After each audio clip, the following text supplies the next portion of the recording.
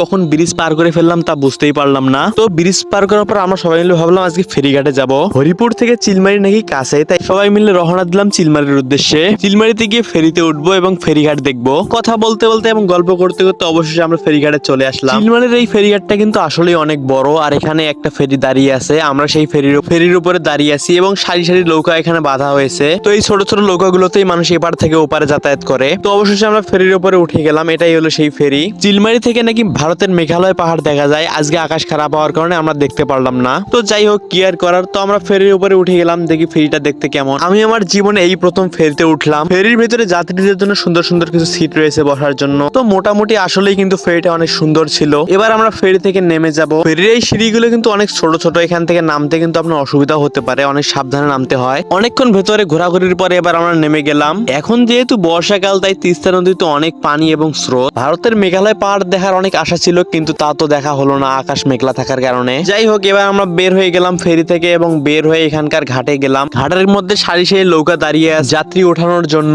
নৌকাগুলোতে ইতিমধ্যে অনেকে বসে গেছে।